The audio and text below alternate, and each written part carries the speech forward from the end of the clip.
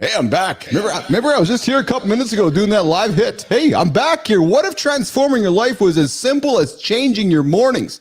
Yeah, it's just called rolling over and not hitting the snooze button. How you start your day sets the tone for everything. This morning, Mornings in a Lab with Keith and friends.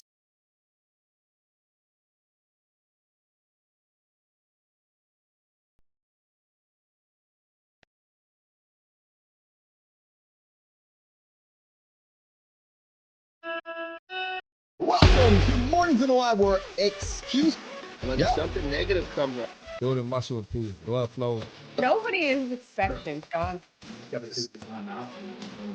If your lady's saying that, you're doing. Being as a super be entertained by fun over here. How have I slept? Has my sleep been good? Is that it?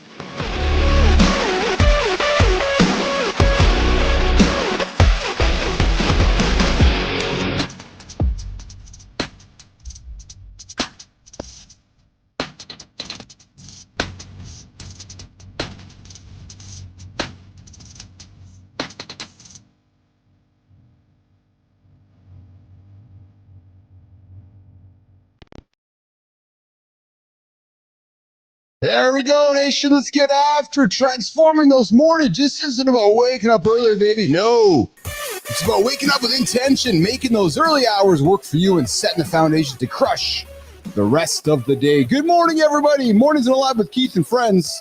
The only morning show to get your day started here. I feel like I'm a little bit lost on my notes here. Listen, Jimmy, let's just get over to the hook. Let's get everybody in the stage here, man. Let's rock and roll here. Good morning, everybody. I'm a little bit lost in my notes this morning. Lots going on here. Hey, good morning, Flynn. Good morning, Johnny. Good morning, Marty. A lot of words here. A lot of words. Too many words. Too many words. Just too many words. What's going on, guys? noted. What's going on? What's going on? How are you today? Is my internet still choppy, or am I okay now? You're like you're on the 56K baud modem, Andersen. How are you today, brother? Well, I guess that'll do. How are you? How's everybody today? The Thanksgiving weekend is over. We're here back on a Monday, the Monday morning loop. A new month, new loop, new times happening here, everybody. We got John Page, Dr. John Page, joining us here for Center Stage Deep Dive coming up on the show. We got somebody, guys, who's lost 48 pounds. Yeah, since he tuned into our show. True story. Jack Dugan joining us later on in the show here. The guy tuned in, Marty. Actually, when you and I are doing the show, Marty, Dr. John Page is over there. Jack Dugan joining us later on in the show. Marty finds you and I, stumbles onto our channel. He's like, oh, I like these guys. And he keeps showing up, Marty. He keeps showing up, Marty. He keeps showing up, Marty. And then we connect with the guy. And then he tells me, Marty, he's lost 48 pounds since hanging out with us. That's nuts. 48 pounds is a shitload of weight. Isn't it, Johnny? That just doesn't happen by accident, Johnny. No, I guess the question is, well, what's the mechanism? Is it just getting up and getting moving, or is it just? It's us, John. I'd love to know Accountability. Well, of course, but I mean, there's got to be. Is he doing some walks? There's a whole bunch of things that could be coming together. I'm curious to know what the top 2 or 3 is. Yeah, that's a great question, Johnny. I do know that in talking with Jack along the way, what he has found, if I can speak for Jack, it's this level of accountability, John. And I don't want to oversimplify, but I know you're a big fan of simplicity. And he's like, I haven't adopted any new principles. Well, yes, he has. He's walking more. He's eating better. But most importantly, Johnny, he's just starting his day with us.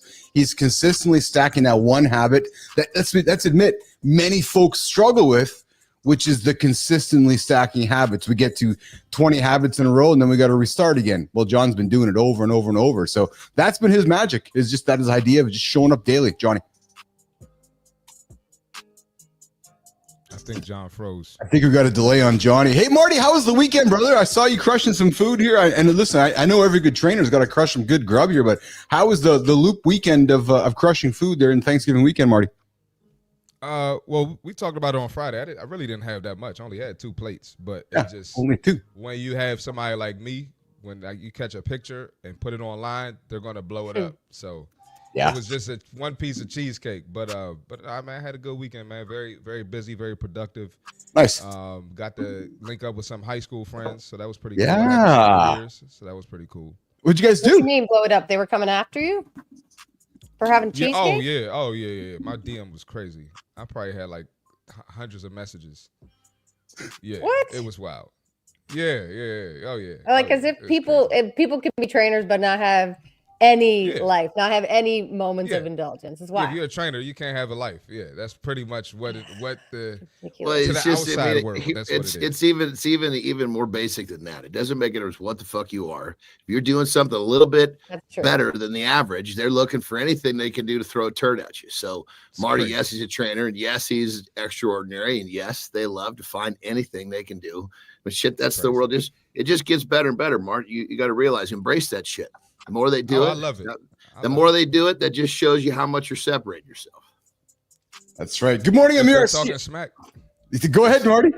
If they're talking smack, you know you're on. Come on, man. Track. You're on the right track. There you have it, baby. Exactly. Flinner, how was the weekend for you? I know Ontario got a little bit of snow this weekend, did it not? Oh man, you would die laughing at this snow that we got in Toronto. It was like somebody outside your window with some flour. It was not at all what you would call snow. But it was fun. I got the kids on ice skates for the first time this weekend, which was awesome. We went to play against sports and we got them all geared up. Bank the Empire. It was their first time ever on the ice, and that was really, really cool to watch. And then I had some time with my family. We went to go get our Christmas trees yesterday with my two sisters and my parents and all the kids. And then we hung out and just chilled and ate some food. And that was it. And I found out when I was going to die. Yes. Yeah. Next Monday, Late Nation, we are going to lean into the topic of, I know when I'm going to die too. Yeah, I know I'm going to die. Flynn knows when she's going to die. Maybe by then Marty and John might know when they're going to die. But next Monday, next week we're going to get into a week of longevity. So this week's about transformations. Next week's going to be longevity. I dropped something in the feed to my friends yesterday. I said, hey, I know I'm going to die. And then Death clock. Check it out. Those statistics are for the everyday man. So you can't. It doesn't work on me. Actually, no. With all respect, Johnny, no. So this one's a little bit different. This app has dug into a lot of extraneous research. So I did a little bit of digging on the app itself, and it did a little bit of it. So it's done a little bit, not done a little. It's done extensive research on a number of different studies. And put that research together, powered by AI. So it's it's maybe it's a little bit carnival-ish, but I would like to say that underpinning it all perhaps had a lot more value than we might recognize. And I did something similar with something called Inside Tracker. Good morning, JJ. I see you there. Good morning. How are you? Good morning to see you here. Morning to live with Keith and friends. I invite you to subscribe. Can I be transparent, man? Yeah. I don't want to talk about death. Like I just I love my life, man. That makes me feel some type of way. So I'm be honest with y'all. No, I'm glad you brought that up, Marty. And I'm really glad you did, because I can relate to that. And what I mean by that is I can relate to that based on maybe when I was your age. It's like I didn't want to talk about it. However, maybe there's a way that we can talk about it next week, which doesn't make it so freaky. Because Marty, I had some of those same feelings yesterday myself. True story. I did. Honest to God. Let's not assume. Does it make you feel freaky, or is it like scare you? Does it worry you? Like, what are those feelings? I don't know. It's just like uncomfortable. It's just I'm big on like just living the best I can, trying to squeeze every ounce of juice out of this life that we can. Mm-hmm. I don't really want to think about it. Does that make sense? No, I know it's going to happen. I know it's inevitable. Let's be real. But am I right, John? Do you feel me? Yeah, I mean, I think you can take whatever research you want. Research is done on, basically specimens that have allowed research to be done on them. I'm not one of them. So this app can say whatever the fuck it wants, but it doesn't apply to me. I've been running fucking wide open, right in fucking death's face my whole fucking life, and I love every second of it. And half of the fucking battle is keeping the throttle pegged and keeping this fucking baby the way it should. So I don't know. I just look at death differently. It's like when I get there, whenever it comes, I just want to know that I did everything to the fullest and it's okay. Mm-hmm. It doesn't matter at that point. I'll say this too. The only thing about death that excites me is like when if I'm scared to do something, be like, oh, you're gonna die one day. You better stop being a bitch. Yeah, it's like a different kind of motivation. That I'll say that. Then it motivates me there. Like fucking, let's just keep from Long Beach to Catalina Island. Well, that's perfect. That's a great one, Marty. That's good shit because That's exactly what I'm talking about, Marty. Oh, I'm sorry. I'm chopping up. I couldn't hear you talking. Good. Sorry. Now, I'm about to say, I'm very scared to do skydiving, and I'm that's part of the reason why I'm gonna do it one day. But I'm scared. Exactly. I'm going to shit my pants when I do it, though. But I mean, that's all of us doing something that's scary. I think for me, it's like when I saw those results, the results are kind of less of the, and I don't like using motivation, but reminders, right? Yeah. So I'm looking at that and I'm going, all right, this is where I'm at right now. I know there's a lot of things I could do to just call it out. Like I got a lot of shit that I got to work on. I got a lot of work I need to do. I'm looking at Keith, and Keith's going to die 4 years before me, but he's 12 years older. Well, what the fuck? Like, and sometimes you just need that one thing to like smack you across the face and be like, what you doing? Like, are you going to use this or are you not going to use this? And for me, that's all it's been. Yeah. So it's pros and cons. Yeah, and you know what, Flynn? I think you're bang on with what you said here, because I think what I found, Marty and Johnny, with just the meager exercise of just setting up that experience yesterday. You answered a number of questions. You know what it does? Most importantly, it creates awareness in your head. That's what it does, and that's all that it really does. Because it asks you questions like, "So, have you been to the doctor for your checkup lately?" Not really. Oh, okay. Well, you might want to do that. Have you been cancer screened lately? No, not really. Right. So it's kind of like Marty, it creates that awareness of, well, maybe I need to consider some of these things. Right. So, and that's more for me what it did. Did it freak me out? No, because I know I'm going to die. But I'll tell you, man, 52 compared to 31 or 41. It's just incredible how your brain thinks a little differently about death and about life and so forth. But listen, we'll get into that more next. We'll get more into that next week about longevity and so forth. For one thing I can say, Marty, is at your age, I was afraid to die. At this age, I'm not afraid to die anymore. Like I'm just not. I don't know. It's just. And I think there we go. There we go. That's an interesting point right there too, brother. Because it's like I'm living my life now in a way where I'm not going to look back and go, "Fuck, I wish I did." I coulda, shoulda, woulda. If it happens, it happens. I don't feel like I'm leaving stones unturned. And so all this shit is just a distraction to me. If I'm not focused on what I want to do and I'm focused on this dumb shit, forgive my French, then it's just taking me one step further away from where I want to go, because I guess that's more of the. But I think, but what it does though, Johnny, Kristina and Marty, is that, we have a show about motivation. We have a show about accountability. We have a show about how people achieve their biggest goals. There's something fun about it. There's something enlightening about it. And there's something conversational about it, because it affects every single human here. And, we got Jack Dugan hanging out in the green room there. He's probably thinking to himself, okay, because here's the thing, right? He loses 48 pounds. He's probably living longer, right? And that's just facts, right? So he doesn't lose 48 pounds. He's probably not living as long. So just these little things that hopefully motivate us to keep moving forward here. But all right, let's keep going into it. And I agree with that. I agree with that, brother. I'm just saying I think for the average person, this would be a massive motivator. Yeah. For me, I feel like I've already checked these boxes. No, but hey, Johnny, but you're right. And me too. Right. So did my habits change? No. So that's interesting though. So did my habits change after I did that test yesterday? No. But what it did for me is it created some awareness about things.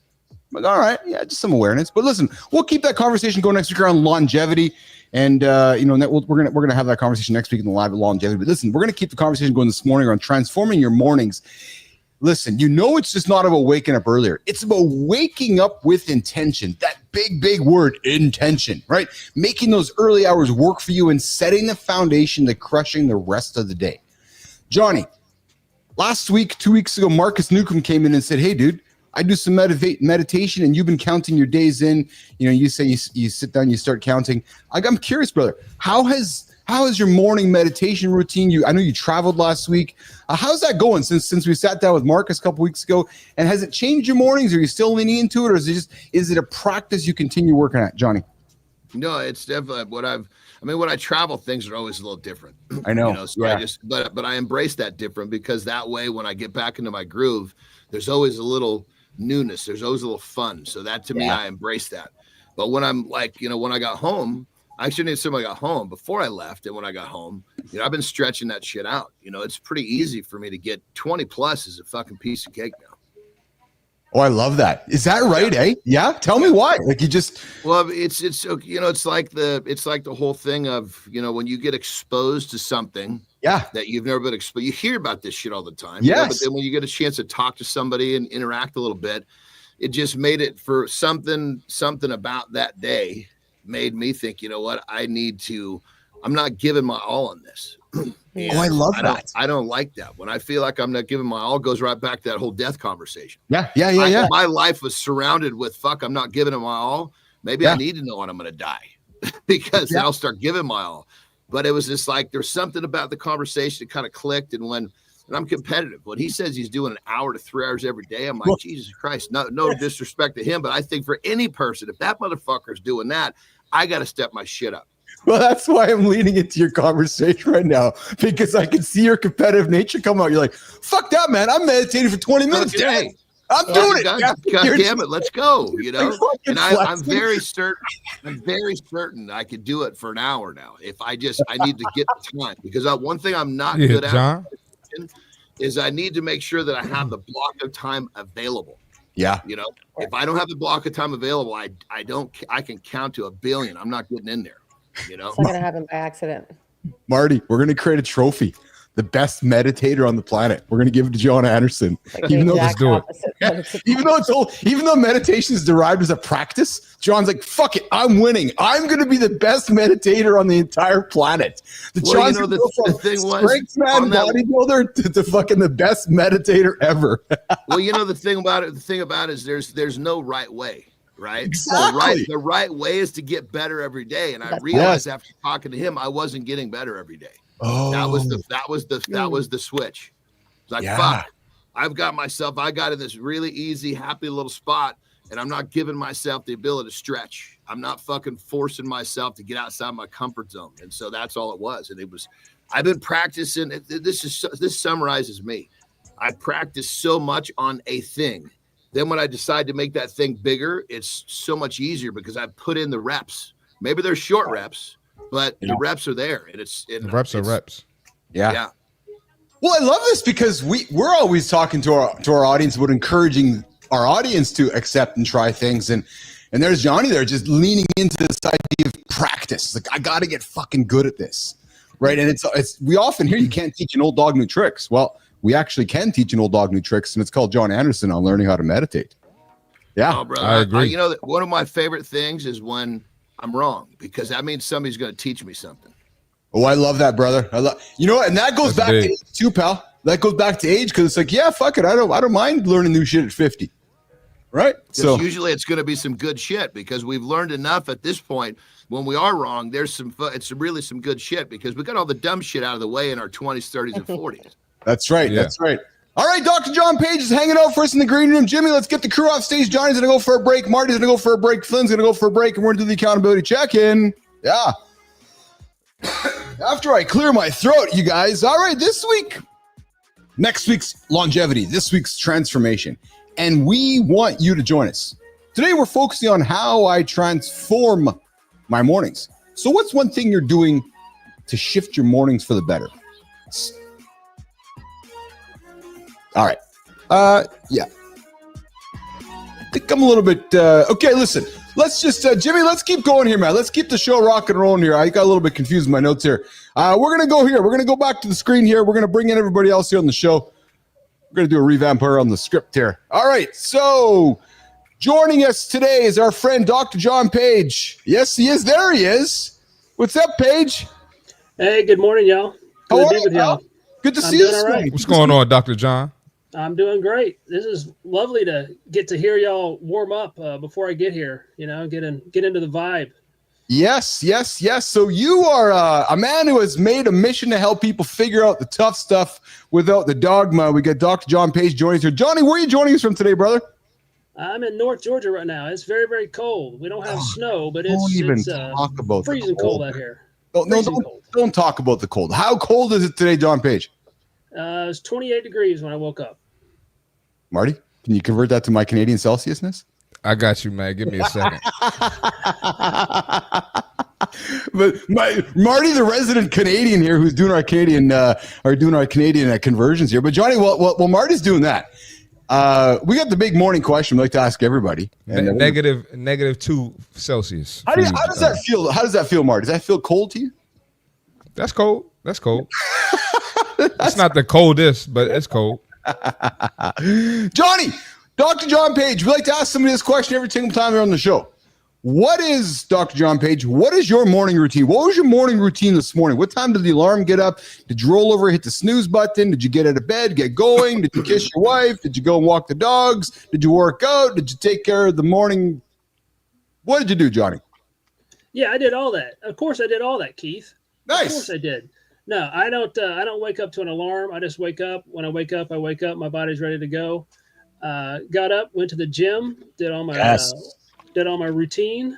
Came home, ate a good healthy breakfast. Did a couple extra push-ups to give me some extra energy here for the show. Yes. I got my mood lighting because Yes. I'm aspiring to be John Andersen, so he's setting a standard. So I got my mood light on. We're good to go. But I did my morning meditation routine. I don't meditate for how long are you doing it, John? I've been moving it up to like my non-negotiable is 5 minutes, but I've been moving it up to 20. I'm going to keep pushing the envelope. I'm going to get up to 30. I'm just going to keep working. It's a great journey, man. It's like you get in there. It's just, I don't know. It's something's changed, and I'm really enjoying pursuing that change. It's new. You know what I mean? When you're in new territory, that's what life's all about. Oh yeah. I've got myself up to 2 minutes, which for me is a big thing because I get distracted in 10, 20 seconds. But like you said, Same. Transformation, it occurs step by step, minute by minute, 10 seconds at a time, onward and upward. But if we're not transforming, if we're not learning, I heard y'all talking about learning when we're older. If we're not learning, we're losing, right? I just want to be clear. It helped me with the meditation, brother. It's might help you too. I don't know. Give it a try. Basically, what I do is I count. I sit down. I 1 in, 2 out, and I just count. And if I'm still getting distracted, what I'll do is I'll picture almost like a movie screen where the numbers coming in, and so I'm able to like just focus on the number, whether it's an audio, a visual, and pretty soon that thing that keeps taking my thoughts everywhere, slows down. So I don't know if that'll work for you, but it's been huge for me. Hey, I'll take tips from everywhere. I always like to learn more. So when you guys are talking 2 minute extension, I'm glad we're talking meditation and not sex. If you're talking 2 minutes, and we're on the wrong conversation here, Johnny. So. Here we go, man. Well, that has to do with longevity, Keith. That's next week, bud. That's exactly. So we're going to extend 2 minutes to 4 next week. John Andersen is going to meditate himself past the 2 minutes. But Dr. John Page, your work is fascinating. I love the work that you do. What does spiritual guidance without the church look like, and why is this the approach needed for folks that are looking to transform their lives? Dr. John Page. I just see it as spiritual is it has to do with energy. I mean, if you think about God or the universe or some outside force, it's about energy. You call it whatever you want. But if we can connect with this energy that's higher than us, that's deeper than us, that's beyond us, we can get connected into something that can pull us through the tough times. It can pull us through struggles that we don't want to face. If we can connect with this energy, this higher, deeper, beyond us kind of force, then we have to ask ourselves questions we don't want to be asked, right? And so I call that spiritual coaching, spiritual advising, because it's about connecting with that which is beyond us. I mean, we're talking about transformation. Marty, like working out. If I'm working out with a weight, there's some resistance there, right? That's how you're going to build muscle. That's how you're going to get some strength, right? If we're not dealing with something that's resistant to us, for this struggle with us, we're not going to grow. Well, that kind of growth is spiritual because it's inside us, but it's also beyond us. And so I just help people connect with that which is beyond them. That's how I do it. Love that. So, Johnny, you mentioned that a lot of people are tired of trying to measure up to expectations that don't fit them. Dr. Page, what part do you think that morning transformations play in helping your clients reframe perspective and find clarity? And John, do you believe that mornings are a critical component to those internal and external transformations? And Will Ray, I see you there as he's calling you out. It looks like it's a level clock in the Dr. John Page world right now. But Doctor, do you believe that mornings are a critical component? I think they are. I mean, it starts the day. Even if you're a night owl, You're going to have a start to your day. Even if your start to your day is 11 a.m., there's a start to your day, right? So, whether you want to think about mornings as 6 a.m. or at 12 noon, it's the start of your day. So how you start your day, whatever that is, and for a lot of people, that's early morning. They get going. It's jump on the day, that kind of thing. That works for you, cool.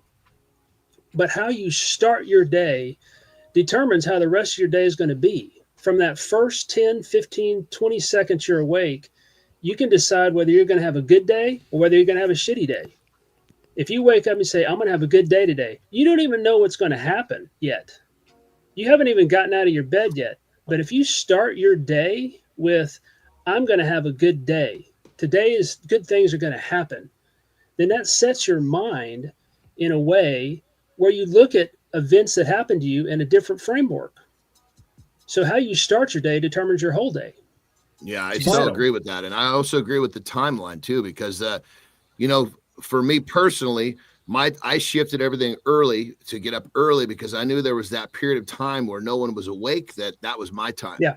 And then it worked perfectly with kids because I still had my time before they're awake. But for a different person in a different world in a different setting, maybe his time when no one messes with him is between 11 a.m. and 1 p.m. Who knows? So it's what I believe the morning or the start of your day is about having that time for yourself. Because I'll tell you right now, and it's so many people, so many really good leaders and wise people have said this, the most important work a man does is on himself.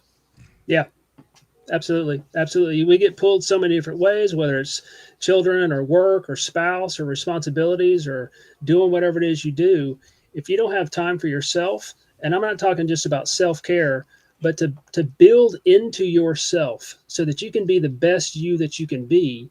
And that looks different, right, for every person. Sometimes it's a workout, sometimes it's meditation, sometimes it's study.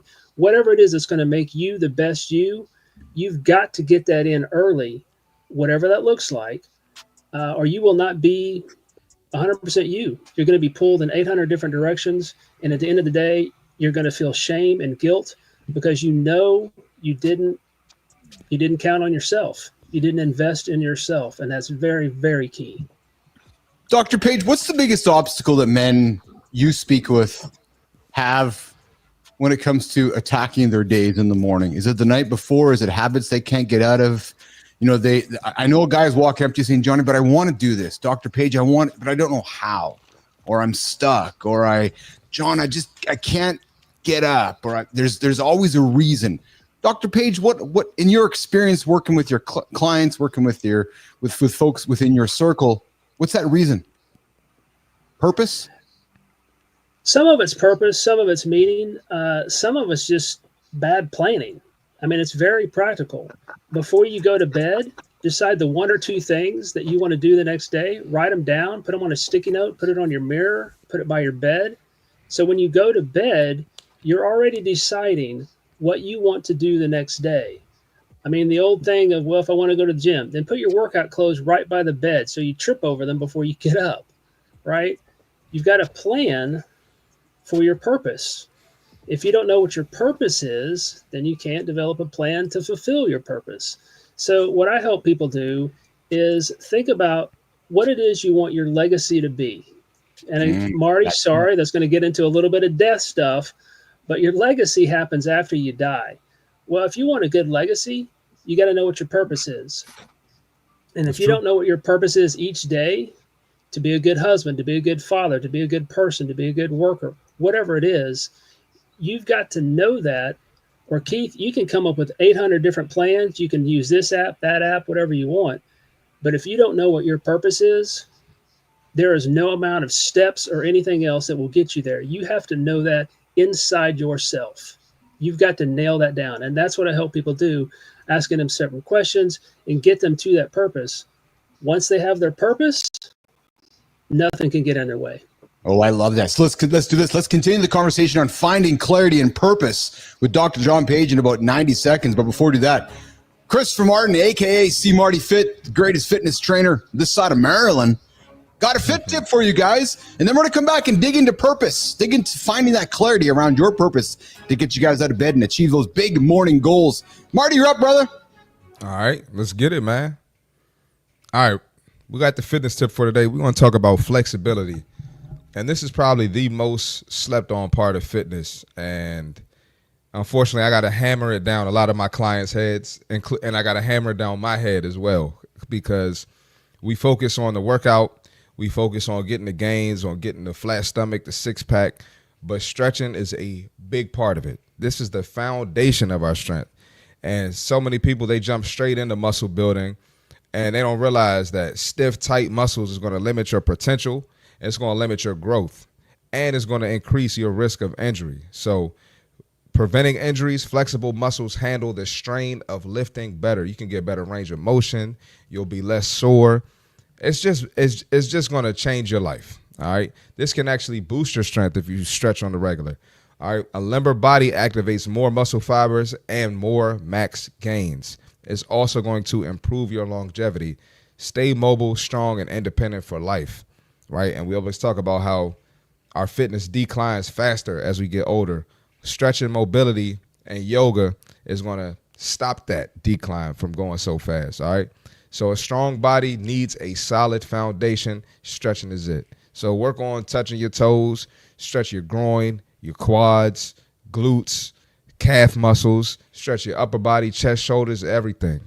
All right. And watch your fitness go to the next level. That's the fitness tip for today. This is a fit tip of the day. Christopher Martin, a.k.a. C. Marty Fit, dropping you tip fitness advice to get your day going here. We're hanging out with Dr. John Page, John Andersen, C. Marty Fit, and myself, Keith Bilous. Here we're talking finding clarity and purpose through morning habits. We're all about transforming your mornings. Because listen, success happens starting the night before and getting in through your mornings. But Dr. John Page here, let's keep going. Let's keep the conversation going here. You've had an incredible transformation yourself from a guaranteed income as a pastor to the unknown of coaching and spiritual guidance. What led you to make that leap? There's somebody right now who's going, I want to go on my own, but I love the guaranteed paycheck. Oh, I want to go on my own, but I don't know how to do it. Oh, I want to go on my own, but I don't know what my purpose is. Dr. Page, what led you to make that leap? And how has transforming your mornings, Dr. Page, played a role in your success? When I made the decision, I really had no other option. I just took the leap. I took the action. That probably wasn't the greatest example, honestly. It probably would be better to have some sort of a plan of knowing where you're going or where my income was going to be. I didn't have any of that. I don't know if that's a good example or a bad example, but I just took the action. And taking the action to leave that guaranteed income, guaranteed benefits, guaranteed job. I could have ridden that train all the way to retirement. It was easy. It was comfortable. But when I took the action, I made the decision, I'm leaving, I'm getting out of this. A whole new world opened up for me. Possibilities that I hadn't thought of. Options I hadn't considered. So taking the action puts me into a new moment. And so I just leaned into that. There were some tough times. I was wondering how we're going to pay our mortgage. You know, it was 3 months. I didn't have a job. I was sending out applications everywhere, any kind of job at all, just get some cash flow. But once I did that, I think the universe responded to that. I think God responded to that and said, all right, here you go. You stepped out to leave what you had, to get uncomfortable. And when you got uncomfortable, you were able to grow. And so if you're like that, if you're in a job you hate, you're not in alignment with your purpose. You're not in alignment with what is meaningful to you. You're going to have clarity. So by leaving what I thought was for sure, I got great clarity. You said once I did that. What was once I did that? Was it the next day when you got a paycheck from somebody who wasn't your employer? Was it just recognizing that you could do that? But that's a big statement. Once I did that. What was that? You said fuck it to what was yesterday into something else. But, lean into that statement for me. Once I did that, what did you accomplish once you did that, Dr. John Page? Once I preached my last sermon, I left the parking lot. I had immediate peace because I knew I was leaving that which I could not do anymore. I didn't know why exactly, but I knew that I was leaving what was not for me anymore. And so that was a moment when I knew I had made the right decision. Did I know what was happening the next day? No, I did not. There was some tension and some turmoil for about 4 months.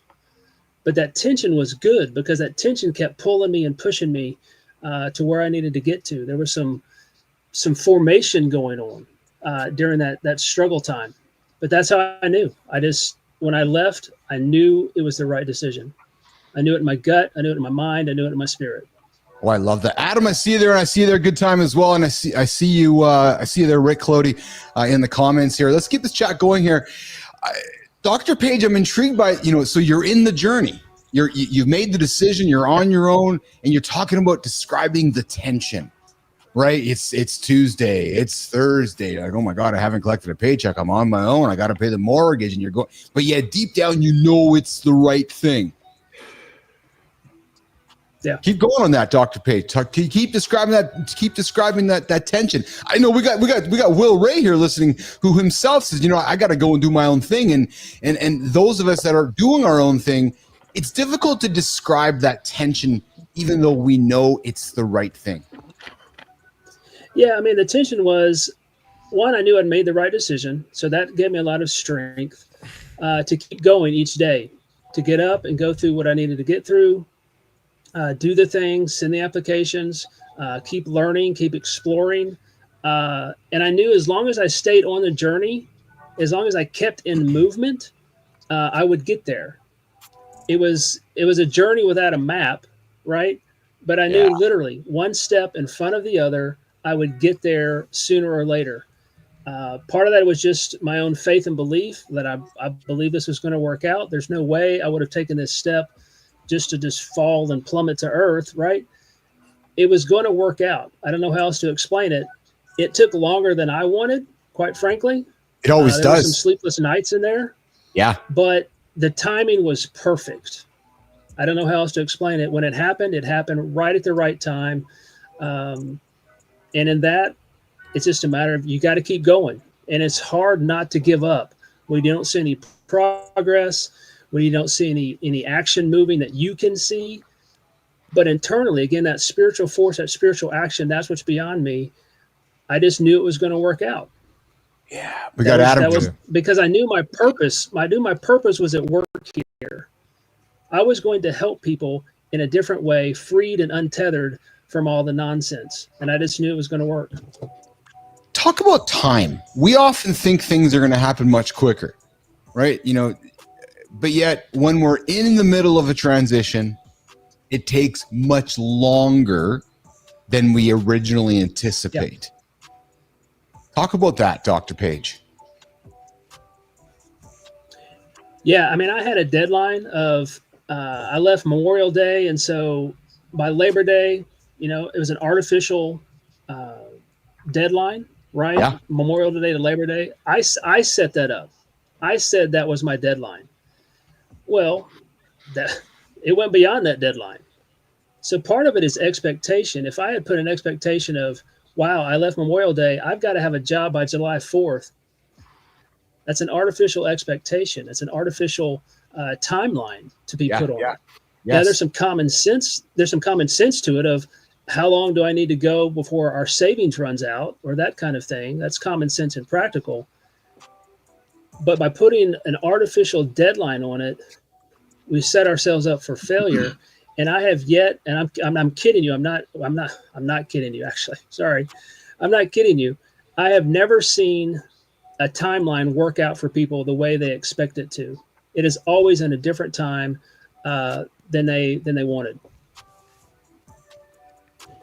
This is fascinating to me because I was having some conversations a couple weeks ago about the way that Elon leads and the way that Elon puts timelines in place. Like, oh yeah, we're all going to have full self-driving cars in a year from now. We're like, oh yeah, fuck, you're going to have for 10 years from now. But yet he sets timelines in place, Paige, to move humans further ahead than they believe they can. Because we as humans, and John Anderson's the best example of this, most humans think they can do this, when actually we can actually do this, but we just don't know how to get from here to here. But yet we have to set these expectations that allow us to come at things that we don't think we can achieve. So talk about this idea of an artificial deadline, reality, and what happens in the middle of that. You follow me? Yeah, I mean, the artificial deadline is I want this to happen so that I can experience the less pain as possible. I want this to happen in time so that I don't have to struggle as much or as hard or as long. And so we put an artificial deadline on that, right? So that I would still feel comfortable.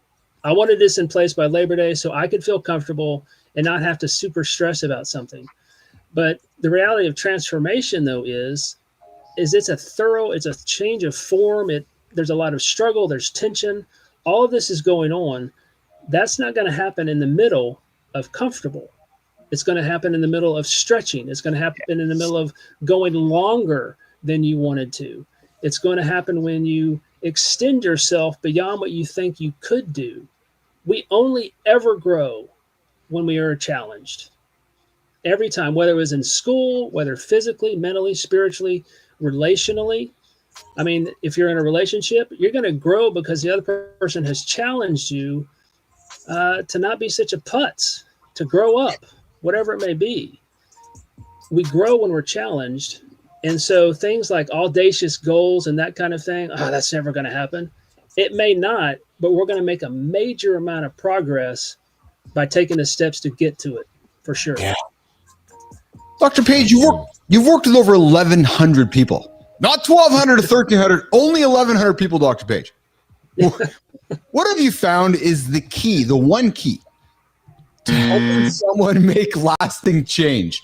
True, long-standing transformation. One thing, Dr. Page, the consistent answer that you've seen come from those 1,100 people.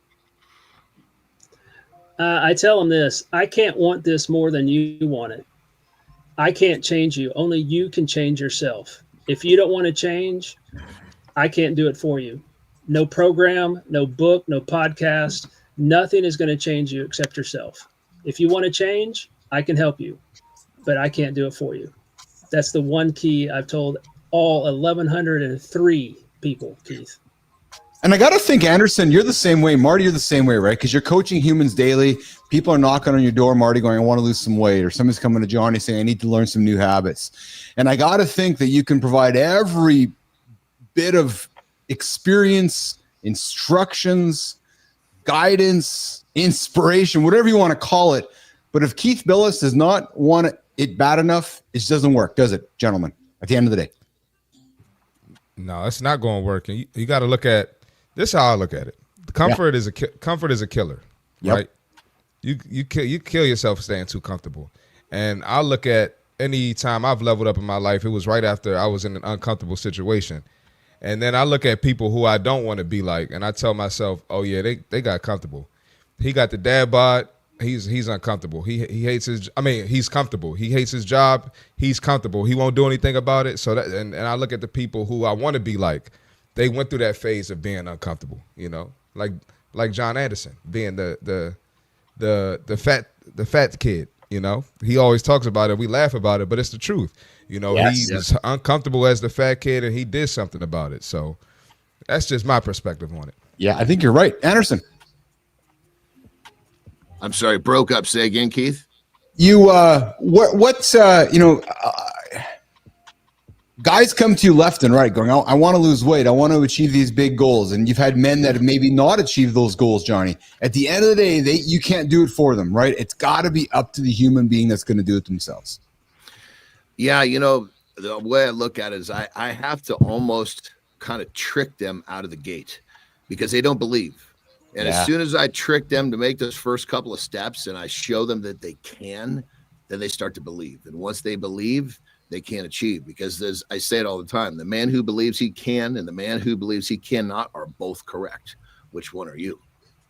Yeah, exactly. I got Rick Clody coming here with a comment, which I think is really relevant here, especially Dr. John Page. It wasn't until I got sick and tired of being sick and tired. How many times have you guys heard that, Andersen, Marty? Dr. Page? All the time. Some guy comes to you, I'm just sick and tired of looking in the mirror being fat, or I'm just sick and tired of being sick and tired. That's the trigger. Is that the most common trigger for gentlemen, would you say? For us men? The saying for that is the pain of Let's see if you can get it, baby. Get it. Let's see if you got it. Come on. The pain of comfort has to be more than the pain of growth. I don't know if that's the exact. Is that it, Johnny? The pain of reality. Once the pain of reality exceeds the pain of change, you'll make the change. Something like that. I said the same thing. Yeah, you did. Somehow, listen, I twist my tongue up on that son of a bitch all the time. You were on the money. Dr. Page, as we wrap up our chat with you today, brother, I really enjoy hanging out with you here in the lab. What's one thing you would leave for somebody who's tuning in right now that maybe we haven't touched upon, that's struggling with transformation, that is looking to transform their day, starting with the mornings? What's one nugget, Dr. Page, you'd leave for somebody right now today? Do you want to have a better day than yesterday? If you do, then you're going to take the step toward transformation. And all it takes is one step. Like John said, take an easy win. You get an easy win. You start believing. Then you're on the journey to transformation. Do you want today to be better than yesterday? Do you want this moment to be better than the moment 5 seconds ago? If your answer is yes to any of that, you'll do what you need to do to transform. But is it as simple as that, Paige? Is it as simple as that? Honestly. I think so. I think when you make a decision to say, I want to be different than I am right now, then you'll do what you need to do. You may need to get some help. You may need to get some coaching, some advice. But if you make a decision, I want to be different than I am right now, I will do what I need to do. Because once you get that one win, that builds into another win, to another step, to another step, to another action. But it has to start with that person saying, I want what is different. I want it. If they can say that, they can get there. And Dr. Page, what are you saying to that guy who's scared of failing? Because there's somebody listening right now going, I can't do it. I hear Paige, I hear Andersen, I hear Marty, I hear Bilous spewing all that rubbish, but I can't do it. I just can't. I'm going to roll over and hit the snooze button right now, Paige. Yeah, no, the fear is real. Yes. It's a real thing. But beyond that fear, there's something you got to get a hold of, because that fear is telling you this is something that's worthy. If you're afraid of doing it, then that tells you automatically that's something that's needed. It's something that you need in your life, because we don't fear that which is wanted. We fear that which we don't want to engage in. But if we fear it, if we feel that fear welling up within us, I can't do it, I don't want to do it, I'm afraid of, then you've got to face it up. But let that fear be a clue to you, a cue that you need to press in. Let the fear, use the fear for you, in other words. That in itself is powerful, because if you're feeling that emotion of fear, what you're saying, Dr. Page, is that you're on the right track. If you're not scared, you're not on the right track. Absolutely. If I'm comfortable, I'm not afraid of anything. What do I have to be afraid of? Everything's fine. I'm comfortable. Everything's working fine. There's no tension. There's no struggle. But when there's tension, there's struggle. There's going to be some fear, because it's an unknown. I was terrified when I said I'm leaving guaranteed income. Absolute fear. Like, what the hell am I going to do now? Yeah. But it also was a cue to me that was the exact right choice to make, as scary as it was. Awesome. Dr. Page, I appreciate joining us here today. We celebrated you a number of weeks back in the Creator Spotlight. You hung out with us. I said, hey, why don't you come back to do it again? You come spend 30 minutes with us today talking about transformation, talking about getting guys moving, talking about this idea, the fear that somebody's feeling right now about accepting transformation. If you're feeling that fear right now, gentlemen, it's a good fear to have. Dr. Page, where can Business Athlete Nation connect with you? Where can they find you? And where can they learn from you, Dr. Page? I'm on LinkedIn, so that's the place to find me. Dr. John Page on LinkedIn, that's where it is. I'm not on the rest of it, so good luck with that, but you'll find me on LinkedIn. Happy to help. Happy to be with y'all. Good times this morning. Awesome. Thank you, brother. Thank you, Dr. John. Dr. John Page, Mornings in the Lab with Keith and Friends. You'll find him on LinkedIn. Connect to Dr. John Page. Connect through myself, and you'll find him on LinkedIn. He's a friend of the lab here. We'll get him back for regular appearances. You come back and hang out with us again, hey, brother? Absolutely. Would love to. Awesome. Always enjoy your feedback. Always enjoy the information and great advice you provide up here for our audience. We're going to get Paige out of here. We're going to get Marty out of here. We're going to put Johnny on stage for the lifestyle tip. And then we got Jory Jansen coming in to talk about restarting. Last week, we talked about what you're going to eat over the weekend. Now it's like, okay, I'm all full. Now, do I starve for the rest of the week? No. Coming up, Jory Jansen in a moment. Johnny, you're up, brother. All right. Most people won't tell you this, but I'm going to tell you right now. One of the biggest mistakes people make is they surround themselves with people who have limiting beliefs. They believe things are very difficult. They use phrases like, I can't. They are not honest with themselves or even you. You need to be surrounded by people who are going to be honest, who are going to tell you when you're fucking up, who are going to tell you when it's time to take a step forward and level up. So be very careful with who you surround yourself with, who you listen to, because the bottom line is this. Yes, you can. You believe you can't only because the dumb bastards around you believe they can't, only believe that things are difficult. They only believe that things are not going to be the way they want them to be because of those limiting beliefs. So again, be careful with who you surround yourself with. Be careful who you listen to, because the man who believes he can and the man who believes he cannot are both correct. The question you got to ask yourself is, which one are you? Rock and roll. It's the choice you have. Which one are you? The man who believes you can, or the man who believes you can't? And as you roll over this morning, Johnny, what are they going to do? You're going to hit the snooze button and you're going to be 9 minutes behind? Or are you going to get up and get going? Because if you do hit the snooze button and the guy who doesn't, you're 9 minutes behind that guy. You do it 7 times this week, you're 63 minutes behind that guy over there. Dakisa, I see you there. Dakisa, I see you with me here before the show started. You're like, hey, I want to come. This is the show we got going in your mornings live with Keith and friends. And I also see you, the strategic veteran. I wish, Johnny Anderson, I wish I would have learned earlier than life that those around me were dragging me down just the way that they talk. Think about that. Yeah. Yeah. Right? Yeah, yeah. You know, and real quick, you asked the question of Dr. John, which he had a great answer for. Yeah. Well, went a little deeper than some people may be wanting to digest. You know, what does a person do when they believe that they can't do it, they can't get up? The first simple thing you got to do is put your goddamn alarm, your phone, in another room. Because if you think you can't get up and not hit the snooze button, well, guess what? If you got to get out of bed, you're not hitting the snooze button. So put your phone in the other room. Yeah, that true story. Dakisa, I see your comment there as well. Any advice on interpersonal relationships and new business ventures?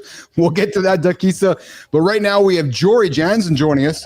The GOAT, the greatest of all time. We are all here to talk about today how to starve ourselves for the rest of the week, because we just spend ourselves filling our belly. I'm joking, filling our bellies over the weekend. But Jory, a new month, a new week. Thanksgiving has ended for a lot of our listeners, and everybody's waking up this morning going, oh, I feel inflamed. Oh, I feel fat. Oh, I feel full. Let's give Business Athlete Nation some advice as we work our way towards the big holiday in about 4 weeks from now in the Christian world of Christmas. We're all going to stuff our faces again. So, Jory, how do we go from here to there over the next 30 days? And what's some advice that we can talk about with people on just how to restart their food journey? Jory. Yeah, I think we need to rethink what feelings are. Yeah. Because feeling fat is not a feeling. That's a description of something else. So feelings are more of, I feel excited, I feel anxious, I feel frustrated, which is another form of anger. Yeah. So first understand what you're feeling. I think that's the first thing. Feelings are different.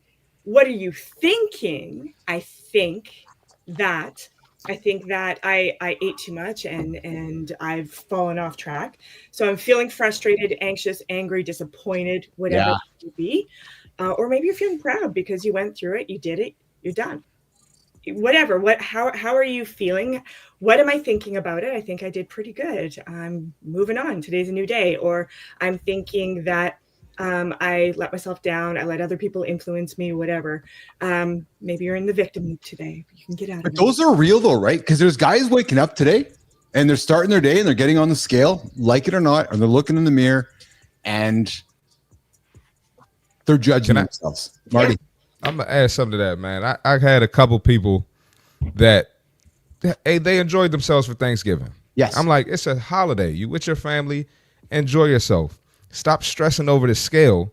Like, I feel fat. I got a whole bunch of I feel fats, right? Yeah. And so I'm pretty much saying the reason why, we have discipline with our diet, we get in the gym, is so we can enjoy those things without feeling guilty. So I think a lot of times when people get the I feel fats or I feel bloated, it's a little bit of overthinking. Yes. So I'm not sure why we do that as humans, but I think, if we just focus on looking at the bigger picture and looking at the purpose, we'll have less of that I feel fat. Because I felt fat too, but I ain't stress over it. Well, and And bloated and fat are two different things too, right? So like, I agree. if it's a dinner or a day or a weekend, you're not fat because you had a weekend, right? So Yes. you're feeling uncomfortable, you're feeling disappointed. Yeah. Right? That's different. And now you're overthinking, which Yep. you just said, right? Now you're overthinking that. So what are you wanting is the third step. Yeah, you know how you're feeling. You know what you're thinking. What do you want now? What does better look like today? Well, another thing too is you got to remember is that so many people, they get into a good groove, they're making progress, and they still question their discipline to fall off track and get back on. So for many people are stressing out because they're like, oh my God, I was doing so good.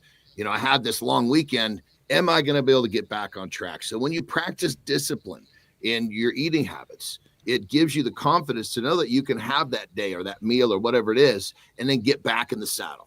It's that and I've been there, when I was trying to manage my addiction with food. If I went off the rails, man, I was really I was under, the anxiety was intense because I really didn't have the confidence in my discipline to know that I could get back in the saddle when it was time.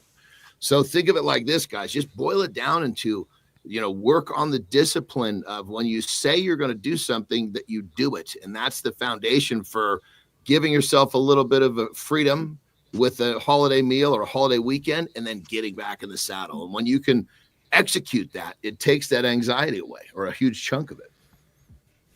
That's why it's so much more about establishing all of the habits through the rest of the year, isn't it, Jory? So that when we get into a weekend like we just had, or like the next 2 weekends coming up later this month, Christmas weekend, and of course New Year's weekend, where everybody's going to experience these same things on the Mondays after that. Oh, I feel shitty. I feel crappy. I feel bloated. Well, no. If you just, I know it's oversimplifying it. If you create a series of consistent habits every single day, and then Thanksgiving shows up and you eat a bunch, don't stress about it. Could just restart on Monday again. Yeah. That, and if you do feel all these negative things, remember that. And also remember how good it felt when you were following the plan, right? You had that compass, you had your true north, you have your values of what you're following around nutrition, around health and wellness. So as much as we feel those negative, remember, that's why journaling is good. I know it's annoying, but it's really helpful. So you remember the successes. It's like when I'm working with athletes that are going off to Worlds or the Olympics or something like that. What they're doing, which is what you said, Keith, is what you're doing in advance of that is what really matters more than what you're doing at the event. Yes. And then it's what are you doing after that event moving forward? So in that particular moment in time, we always go back to the moment in time. That's not the deal breaker. It's what have you done leading up to it, and what are you doing right after that? Yes. I have a controversial comment. I'm going to throw it to all three of you because I suspect you all three have heard this, and I'm going to say something opposite of it. To somebody today who's deciding to start their workout or start their whole life-changing transformation today because of what you just did on the weekend, don't do it, right? Because they're doing it for the wrong reasons, right? Marty, Jory, Johnny, like they're getting up today going, oh, I feel shitty. I'm looking in the mirror. I got to go call Johnny, my fitness trainer. Or I got to go hire Marty, or I got to go hire Jory. Because they're what I'm believing is that they haven't taken the time to establish the good habits right now. And it's just a response to how they're feeling or what the mirror is telling them. Am I right? Don't do it. Absolutely. Yeah. And it's not even when you create a lifestyle, a lifestyle that's obviously that's built around some habits, it becomes very comfortable, meaning that are familiar is a better term. And so like for people that have this lifestyle established, getting back into the familiar routine is actually something that we look forward to. Yeah. And so you just have to be there long enough. Like Keith, you hit it on the head. It's what you do all year long.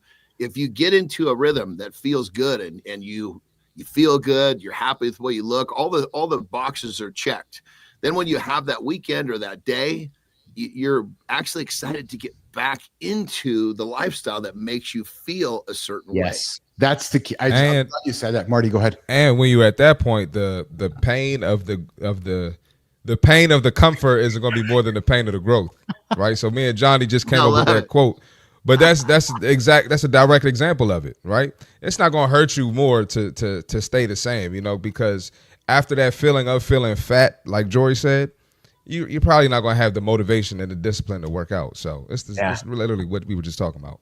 Before we let Jory go, isn't it? So one last thing I want to leave with you guys. Isn't it magical when we as a human get to the point where habits just happen? And what I mean by that is like brushing your teeth. You just brush your teeth. You just make your bed.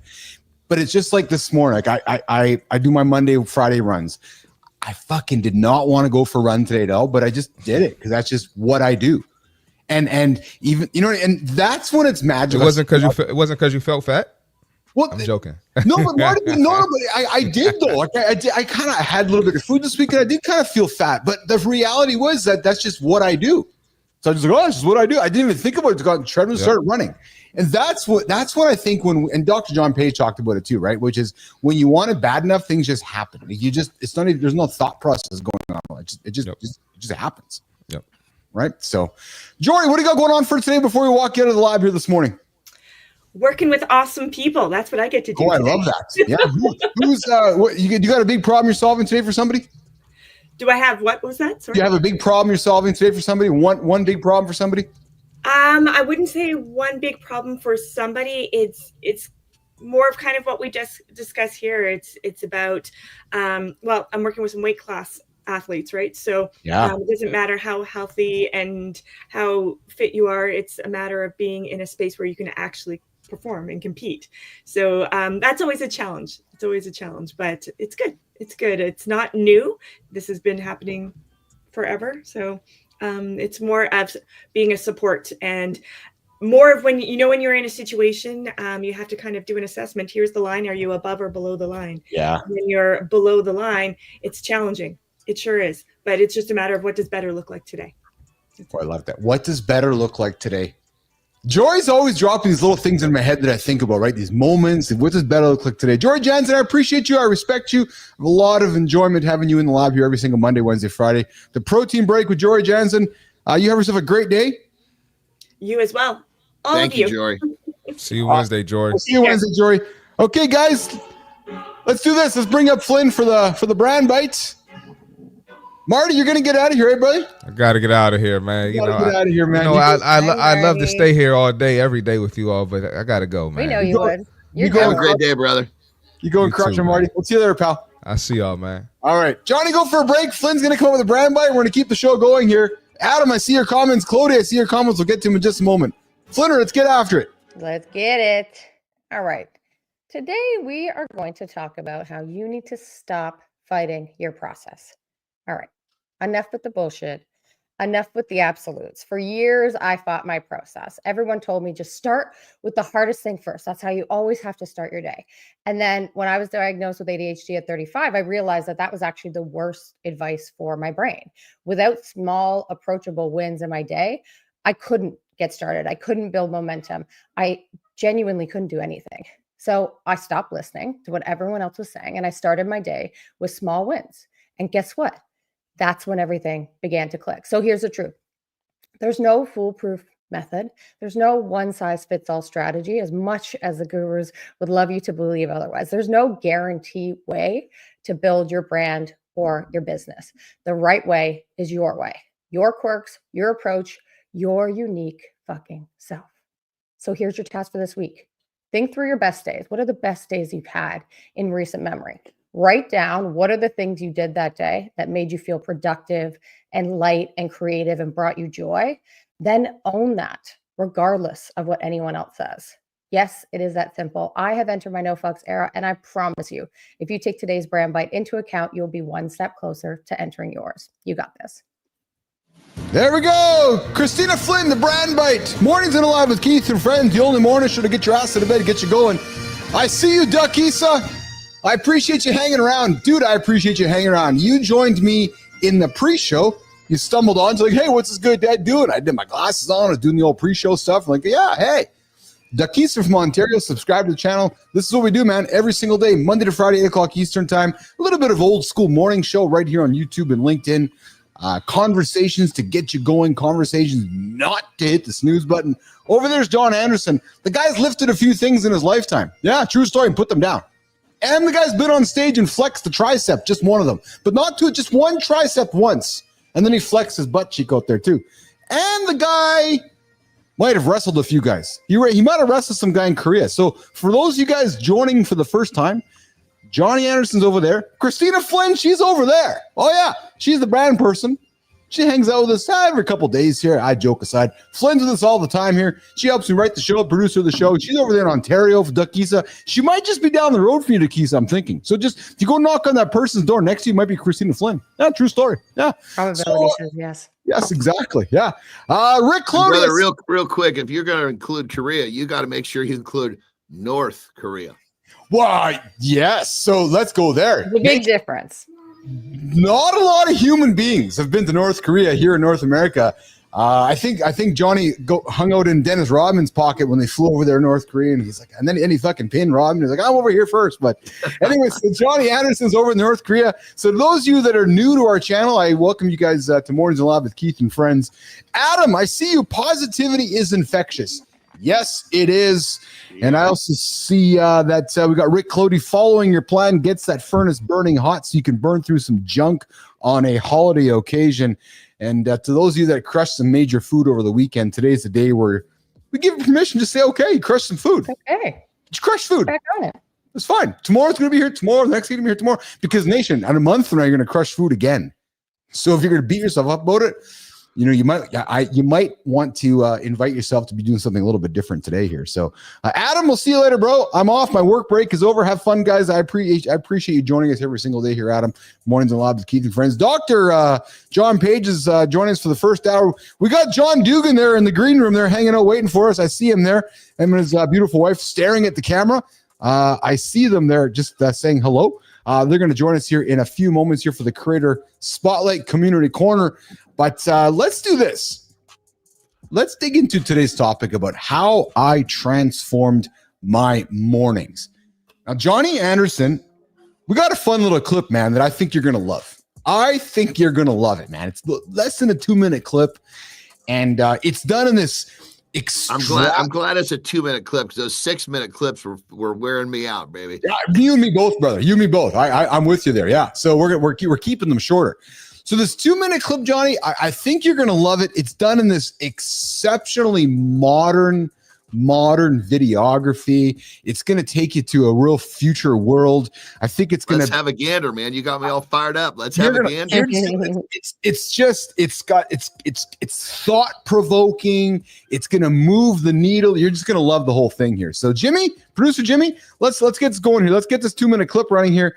And it's called The Choice. And I think you're all going to really enjoy this video we're going to run here on this choice. And well, let's quiet the silence and turn it on the screen here for us here. Let's do this here. Jimmy, I got to go in here, bro. Let's do it. Check this out.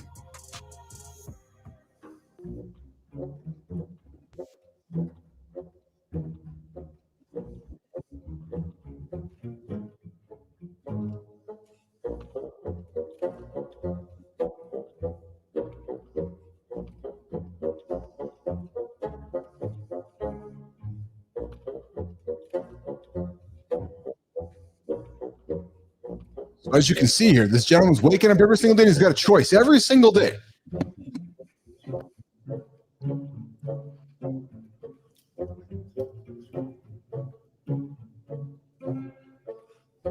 And as you'll see here, every single choice you make will ultimately shape your life. Check it out. Keep going here.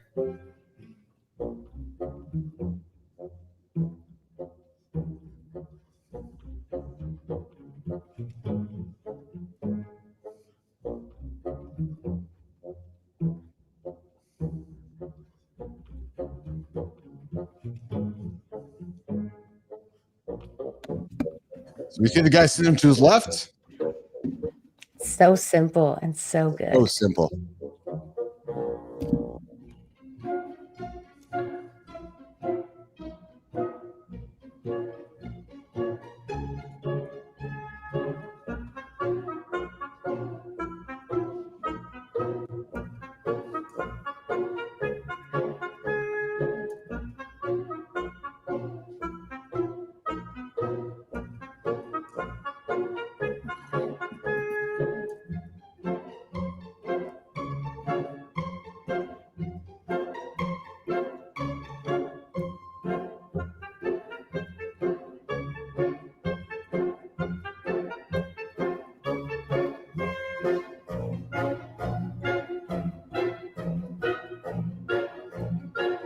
And as the music speeds up, we can get a sense of what's happening here. The reality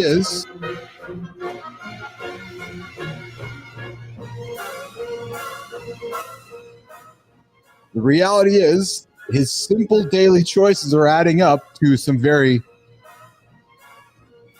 simple, repetitive successes.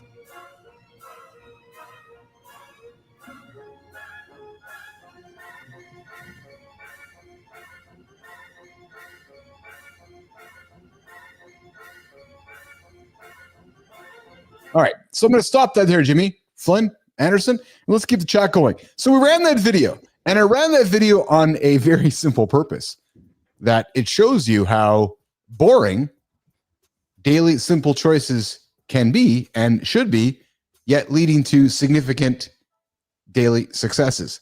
Johnny, as you were watching that, The Choice, there's two men. One guy's making consistent choices over here, and one man is making consistent choices over here. John Anderson, what did you take out of that video when you watched it? Well, I think that the first thing that comes to mind is that when people think about, doing stuff on a daily basis, they go, oh my God. If you boil it down to what you need to do today, if you stop looking at the finish line can be really distracting. What do you need to do today to have a good day today? And if you keep it simple like that, at the end of the day, do you want to feel tired and you want to feel like crap, or do you at the end of the day you want to feel good? And so I think it's, people tend to get a little bit too overwhelmed by having repetitive daily habits, but the repetitive daily habits don't have to be this back-breaking scenario. They can be simple and easy. Work over time is what this whole thing is all about. Well, and that's exactly what it is. And John, that's what really reflects upon what I was trying to get at with Jory over the weekend here, is that if you went into the weekend doing those simple habits and then you got yourself into a spot over the weekend where you got out of your habit, well, what happens when the loop starts on Monday again? You just go back to those habits again, right, Johnny? You go back to them again. There's no programming. It's just what you do, brushing your teeth again. Yeah, and that whole thing of, we all have a few habits. We all have. If you're not brushing your teeth, you need to straighten your shit out. If you're brushing your teeth, then put a few more simple ones right. Instead of taking 3 minutes to brush your teeth, now you're going to take 10 minutes to brush your teeth and go for a 7-minute walk. And you just keep stacking up these little, simple, easy, executable wins. And next thing you know, you've created a rhythm that feels good. And when you veer from that rhythm, you can't wait to get back. And now you've kind of changed your outlook. And most people don't know how bad they feel till they feel good. And it doesn't take much every day to get yourself feeling good. Most people don't know how good they feel. Yeah. Say that again. Most people don't know how bad they feel until they finally feel good. Oh yeah. And how do you know until you get there, right? That's what's fascinating to me. How do you know until you get there? And it doesn't take much to make that pivot to go, holy shit. And then keep in mind, most times when people start to feel a little better, there's actually a lot more better to come. They've just got the first taste of just getting to the other side of the fence. Yeah. Yeah. Flynn, when you watch that video, what'd you take from it? I love that video, because for me, it's the day, looking at something as like just a daily loop. It's really helpful for me to look at things in a trajectory, a longer timeline, to see why that death clock works for me.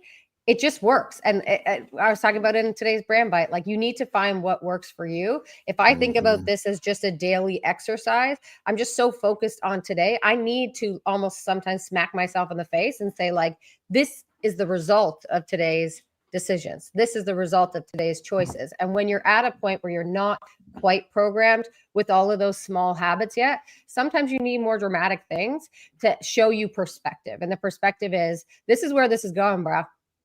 If you keep up with it, you're not going to be happy with it. So what do you want? Well, that's exactly it. That's exactly it. So there you go, guys. Those daily choices you make on a daily, daily are generally going to predetermine how the rest of your life is going to go. Very simple statement, but it's so true. Well, and real quick, one more thing on that is that we're in this world now where when you do, the majority of people unfortunately don't have these little habits, so it becomes normal not to have them. And then you're surrounded by people who say, "Oh, what are you doing? You do that?" And when it comes down to it, if we had more people that were taking care of themselves, then it would be the people that weren't taking care of themselves that would be alienated, so to speak. But right now, it's basically, and sometimes even comes within. You have family members. Well, why are you doing that? Well, I want to feel better. Well, they don't like that because they think you're leaving them. They think that you're, changing your course of life and that you're going to leave them behind. When in actuality, you're not leaving anybody behind. You just want a better life for yourself. Well, what you is strong. What you said there is, I think one of the biggest reasons it holds people back, Johnny, is that I want to make a change, but maybe my partner doesn't. Mm-hmm. Right. And I think that holds a lot of folks back because we don't know how to get the partner aligned up with our own change. Yeah, but honey, I don't want to have pizza this Friday. But honey, we've been having pizza for the last 20 years on Fridays. No, but I really want to change towards some broccoli or some chicken. Johnny, talk about that for a second. How do you get, because we know that couples who win together are also couples who lose together. Right. So making change and bringing somebody along for the ride with us is a big, big ask of our partner, Johnny. Well, and I deal with it all the time. Husbands will come to me and they want their wives to be involved, but their wives keep in mind, most people have become very frustrated with trying and not getting the result they're looking for. Yeah. And so I always say to the husband, look, let's not try to force her to do anything. Let's just let her see what you're getting. You're going to invest X and you're going to get back X plus. She's going to want to start to make that trade with you. And when she wants to do it, then we'll get her cracking. But when you try to force someone to do something, it's usually not going to be a good outcome, and it's not just with food. Like when I work with people on mental grooming and I get them seeing things differently, all of a sudden the people around them start to they didn't even realize, but the people around them are kind of going against the positive programming that we're reprogramming all those limited beliefs. And pretty soon and I have to warn them. I say, look, you got to be ready. You're going to have people around you that are going to just look different all of a sudden. And you just have to realize that's just part of the equation. And when they come and they stand against you, just realize they just don't understand. So don't judge them, just focus on yourself and realize that's going to be part of the equation of you changing for the better.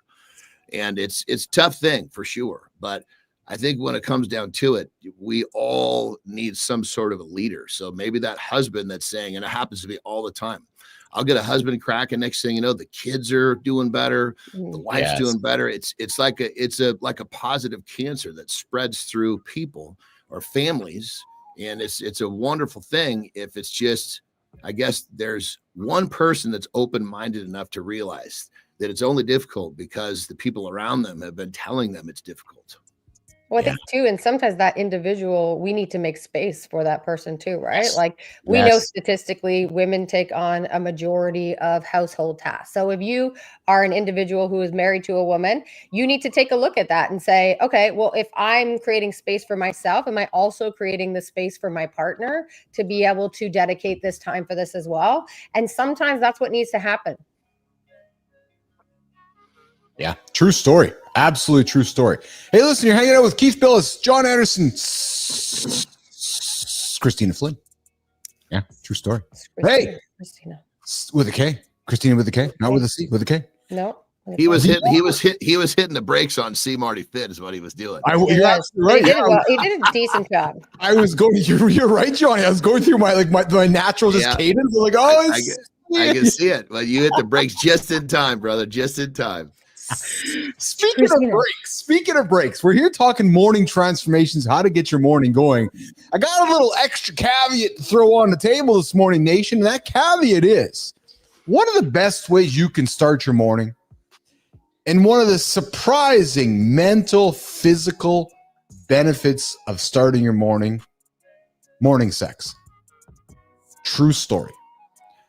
One of the ways that you can absolutely transform your morning is starting with morning sex. And it's probably going to be even better than sleeping in.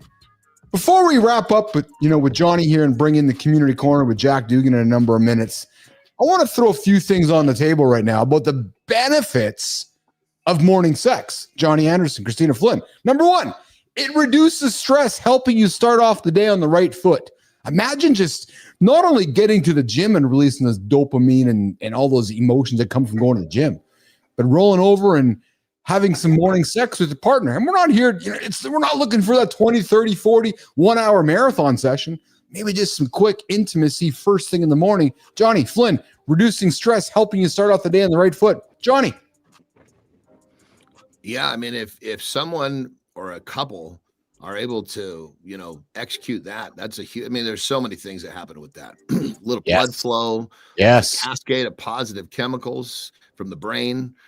For sure. That's a good one. Obviously, in most, especially in America, I know everybody wakes up late. So they're always in a rush. And think about it like that. The snooze button is 9 minutes. You could basically hit the snooze, roll over, and rock and roll for 9 minutes, or maybe according to the statistics, 5, and you'll be ready to go before the thing goes off again. You know what, Johnny? We've just discovered, you've just nailed it, man. We actually have a product within a product on our show now. Hit the snooze button with the morning wood, go nail your partner, and get your day started all within less than 9 minutes, because you're right, Andersen. And we've learned that it takes less than 9 minutes for men to get action anyways. So dudes, you can be so freaking productive first thing in the morning, because Flynn, having morning sex helps with creativity and productivity, reduces stress and cortisol levels. Well, especially if you wake up with the morning wood, then you have got to work it up to par. You can just go right to work. Yeah. Flynn, it can be. I don't get morning wood, so I can't comment on that one. It can be easier to get aroused. There are tons of hormonal, medical, and mood-related reasons somebody might struggle to feel aroused physiologically. However, as we wake up in the morning, and get close to our partner and roll over and get intimate, it might be easier to be aroused first thing in the morning, which then in turn makes the experience more enjoyable, exciting, and comfortable, especially knowing you're doing it before the day gets started, before the kids get started. You roll over, look at your partner, and the day is rolling. You're aroused and you're happy. Flynn. Yeah, I think it's a great idea. That's not happening in my world anytime soon. Like, number one, I don't have a door on my room.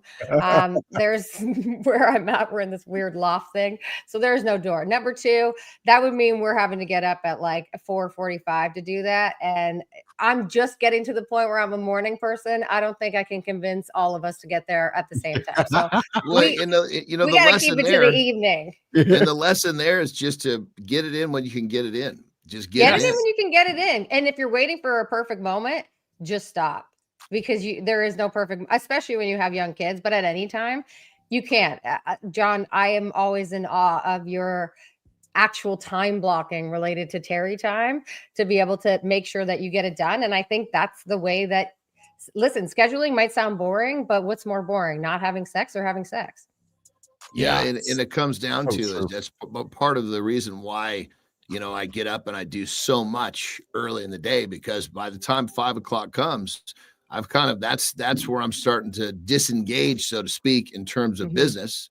And that's where I turn the corner into my relationship. And it's just like it's a rhythm.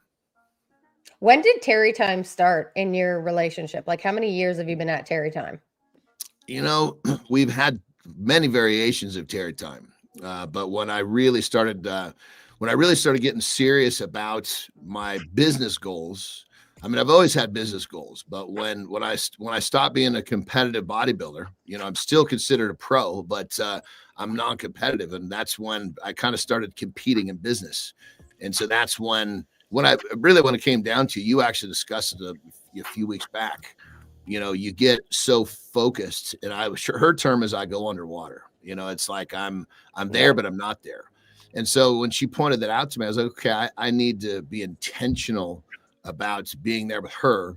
So the scheduling of her is like at 5 o'clock is more in the last handful of years, because I need to make sure that if I'm doing what I'm doing full bore, you know, if I go underwater for the day, so to speak, I got to come back up for her. And that was really the remedy that I put together to make sure that she didn't feel exiled or alone, much like you talked about with your wife not too long ago. Do you think, because it's fair to say, if you didn't come up for air in that moment, you could keep going? Oh yeah, and that's right? 100%. And there was a period where she was like, "Honey, I'm fucking lonely," you know. And I was like, "Okay," you know. And unfortunately, it took me a few times to hear that before it really made all the type of sense that made it. But I needed to make a change, and you know, scheduling is a strong suit for me. So that way I never fuck it up. We're going to get into transforming relationships this Thursday, Mornings in the Lab with Keith and Friends. We're going to talk more about how to transform your relationship and some things that I've done and Johnny's done and so forth.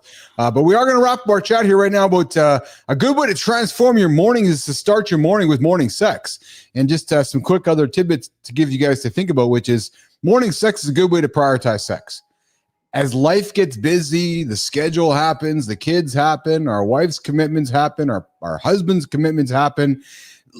Life happens, energy levels happen. What we may want to consider is finding a way to have that morning sex, right? And also, it can help you move throughout the day. You know, although there isn't extensive evidence on this, some studies have shown that sex and orgasms can help lessen physical pain. So it might be something you might want to consider. And it serves as a morning workout and gives you energy. You know, you get those, you know, everything released out of your brain and out of your body, and it gives you some energy and gets going. I think for me, though, what I most enjoy about morning sex, I think it helps wonderfully with intimacy and connection. There's nothing like starting the day with a very intimate, connecting moment to get on with the rest of the day. Because you guys have heard me talk about this often, Johnny Flynn. If I just go to the gym in the morning and I achieve nothing else for the rest of the day, at least I can go look in the mirror and know I've taken care of my human being, my Keith Bilous. Right? So if I ended up at the doctor later today, I'm like, oh, but I took care of my human. So if I go have sex with my partner first thing in the morning and then get to the gym, I feel like I'm ahead of life. So I'm like, okay, it can't count as your gym session. Is that what you're saying? Oh shit, no, they're absolutely different. Oh yeah, so it can count, but not for me. No, you got to do both. Hey, Dakisa, I've got a question. I'm sorry, Dakisa. Hey, brother, sorry to interrupt, but I have to jump like right at 6:30, just so you know. We're right coming up on the line here. Right now. Anderson's got to fly. You getting out here, Anderson? You go get after, brother. I got to jump. Have a good day. I got a phone call I got to make at 6:30, and it's right now. You go, Anderson. We'll see you tomorrow, brother. You got it. Have a great day, guys. Have a good one, guys. Let's go. All right. Cool. We got Dakisa with a question for Flynn here, which is, my wife and I live in a small house, and soon our bed will be in the living room with a curtain. Any advice? Ooh. Well, I mean, is that for sex? I'm not sure. And do you have children? There's so many questions there, Dakisa, that I'm not sure I can give a helpful answer to you without knowing more information. Yeah, I think what you want to do is you want to have the children out of the house when the other activities happen. It's just the easier way to do it for me and my wife. It's like I can't be bothered to think about that in that moment. So let's just not even have that possibility of like get the kids out when they're at my parents' house. They're not. Yeah, you have kids, exactly. So you know what to do. Get them out of the house. There you go. All right. So Flynn, I think at this point we are going to do this. Let's see here. I got a little bit of my little music here.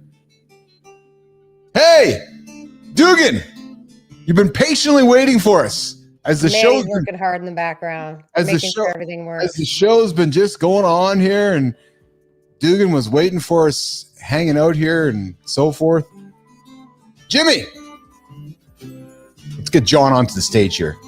Let's welcome him to Community Corner. There he is! There's Dugan. Got your audio working there, brother? Morning, guys. How we doing? There we go. There we go. There it is, Jack Dugan, otherwise known as Sean Dugan. Yes, we have the man of the hour on the show here with us this morning. Jack Dugan, John Dugan, joining us from the sunny province of North Carolina, Canada. Johnny, am I correct with that? We're having some technical difficulties with Dugan here. While we do that, while we're getting Dugan's technical situation sorted out here. Yes, sir, you are correct. How's it going in North Carolina today, Dugan? Oh, we're on a big delay. Yeah, it's nice and chilly. We had some ice on the ground and on the windshields, and it's good to be getting a little bit cooler as it does get really warm here in the summer. So I'm liking it. Nice. So let's do this. Let's introduce John Dugan here in his transformation journey here. I got the gamma up on screen here, Jimmy here. So let's talk about this. Let's talk about Jack Dugan. John Dugan. Is it John or is it Jack? Let's introduce Business Athlete Nation to you, Johnny.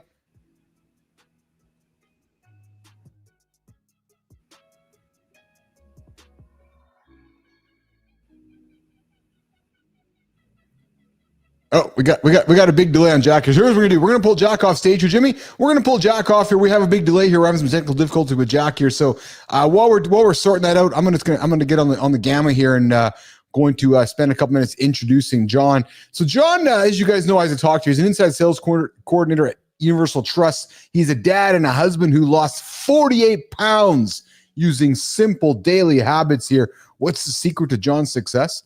No fancy diets. No. Just avoided gimmicks and complex meal plans.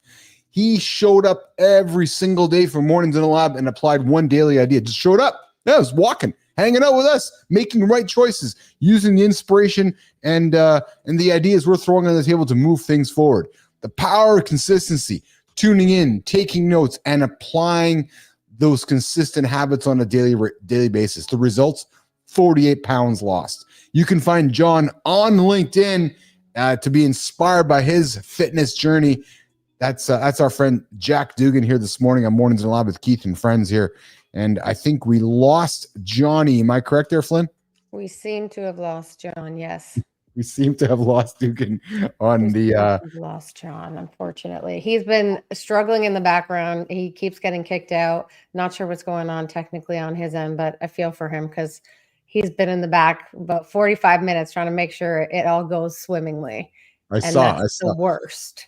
The good news is, Dugan, is that we're not going anywhere. So if it ain't going to work out for you today, we'll you can go hang out with Alex Sheeling, our friend in London, to figure out why it's not working for him either. So it doesn't work for everybody. But listen, why don't we, while we know Jack is figuring that out, and I know that Jack, let's try this again here. Let's see if give it a try. Jack, you still there, brother?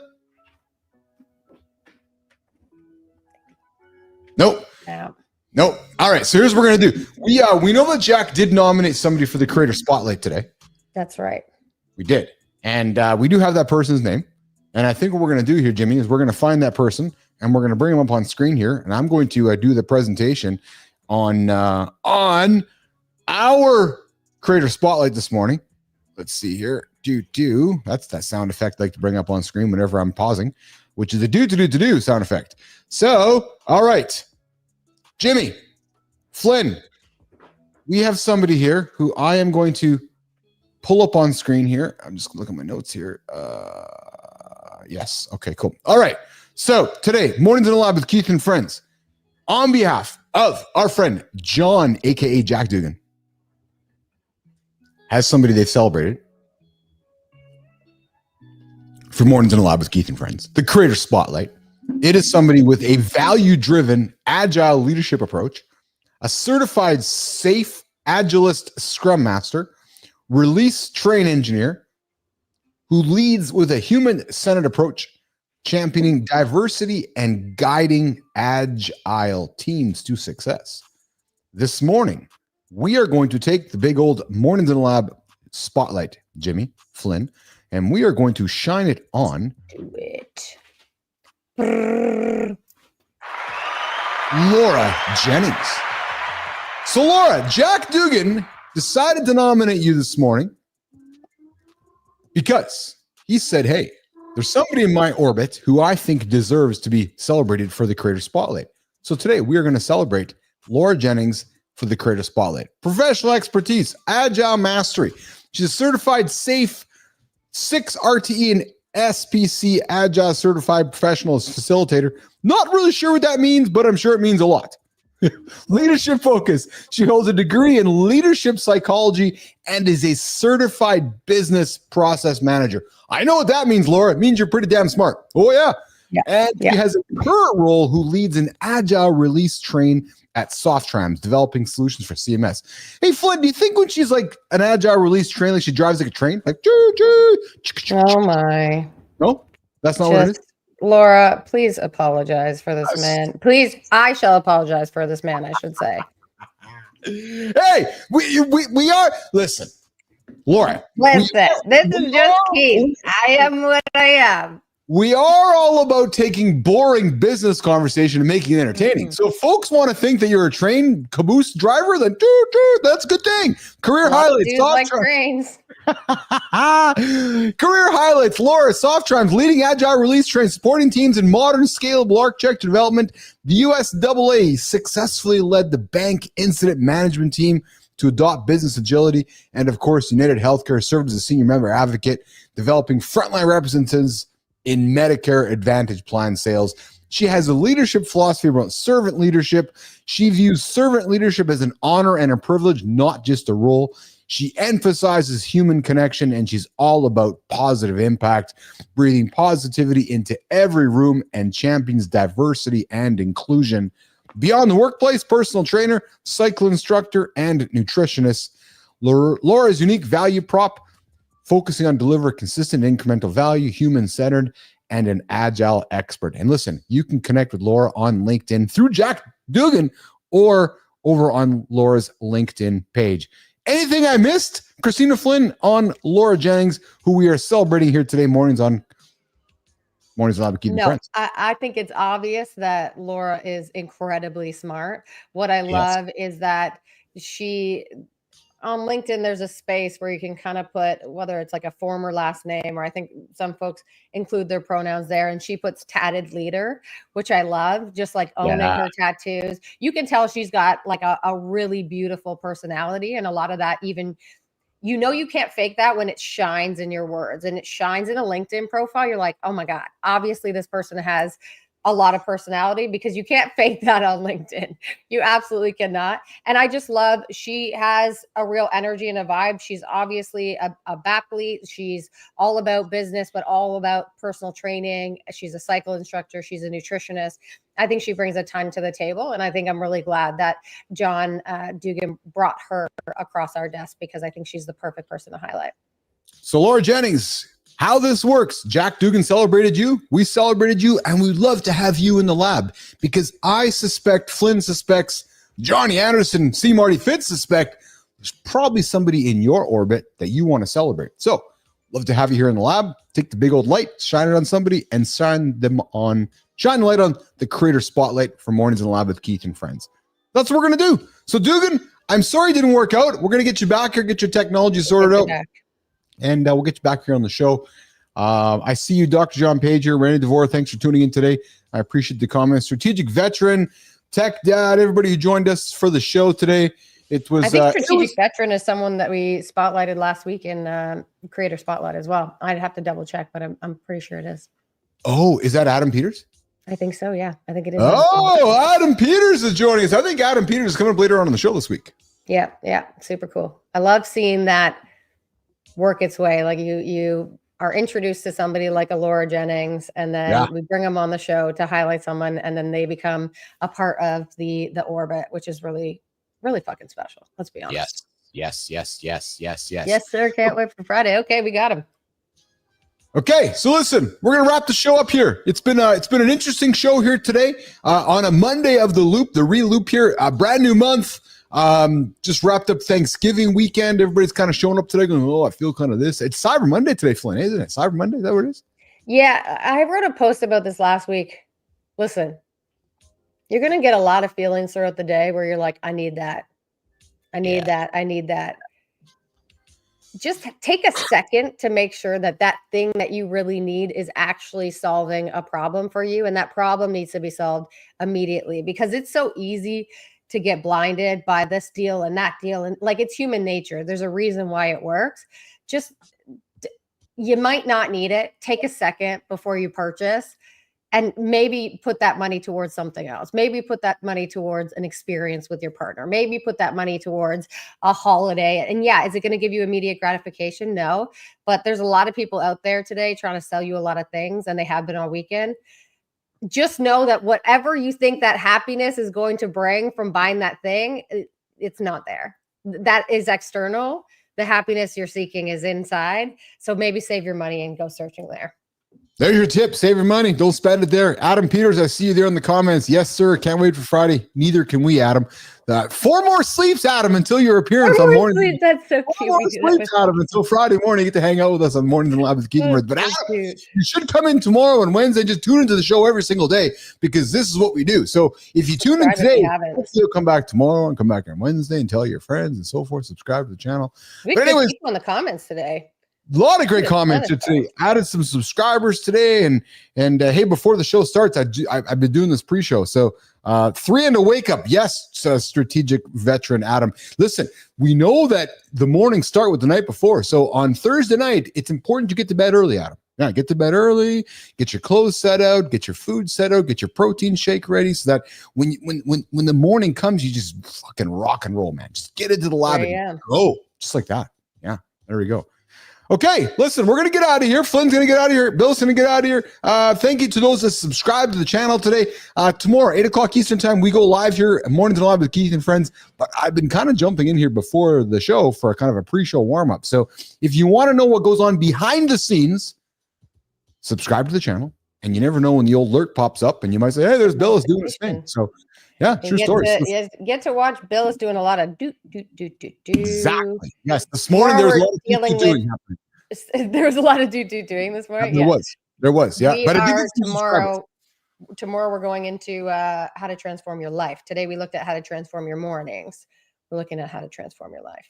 That's it. So tomorrow you'll find us here, Mornings and Live with Keith and Friends. Myself, Flynn, Marty, Johnny. Who's tomorrow? Adam House is tomorrow. Carrie Lynn Shaw's doing us tomorrow as well. So Carrie, Adam Peters, get some rest. Adam, get lots of rest for your big Friday appearance. All right. Jimmy, let's get out of here. Let's go to work. Flynn, let's get out of here. Let's go to work. We'll see you guys tomorrow mornings in the live 8 o'clock Eastern time right here on YouTube, LinkedIn, X. Come back to YouTube. See you guys tomorrow. Ciao.